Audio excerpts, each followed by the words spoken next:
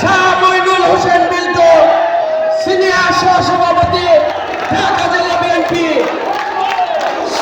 সভাপতি সাভার পৌর বিএনপি, প্রধান বক্তা। বিসমিল্লাহির রহমানির রহিম। বাংলাদেশ জাতীয়তাবাদী দল আশুলিয়া থানা ধামসোনা ইউনিয়নের আওতাধীন ৮ নং ওয়ার্ড বিএনপির উদ্যোগে বিএনপির ভারপ্রাপ্ত চেয়ারম্যান জননেতা তারেক রহমান নির্দেশিত ৩১ দফা বাস্তবায়নের লক্ষ্যে আজকের এই সমাবেশের সম্মানিত সভাপতি মঞ্চ অভিষ্ট আছেন।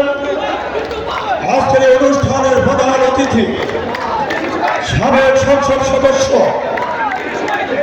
আপনাদের ভোটে বারবার নির্বাচিত জয়ী এলাকার জনপ্রতিনিধি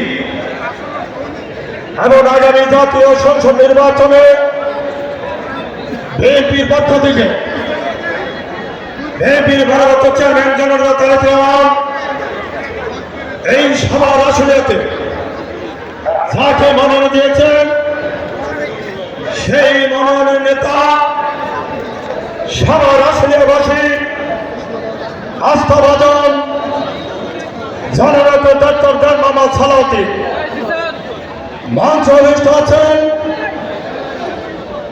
আজকের অনুষ্ঠানের বিশেষ বার্তা বাংলাদেশ জাতীয়তাবাদী দল আশুলিয়া থানা বিএনপির সংগ্রামী সাধারণ সম্পাদক জনাব হাজী আব্দুল গফুর মিয়া সহ বিএনপি এবং বিএনপি বিভিন্ন সংগঠনের সম্মানিত নেতৃবৃন্দ, মঞ্চের সামনে অর্থ এলাকার বিএনপি সহ বিভিন্ন সংগঠনের সম্মানিত ভাই ও বোনেরা, প্রথমে আমার ব্যক্তিগত পক্ষ থেকে, আমার বাংলাদেশ জাতীয়তাবাদী দলের পক্ষ থেকে আপনাদের জানাচ্ছি আগামী নির্বাচনের জন্য আজকের এই সভায় আসার জন্য আন্তরিকভাবে ধন্যবাদ, আমার অভিনন্দন।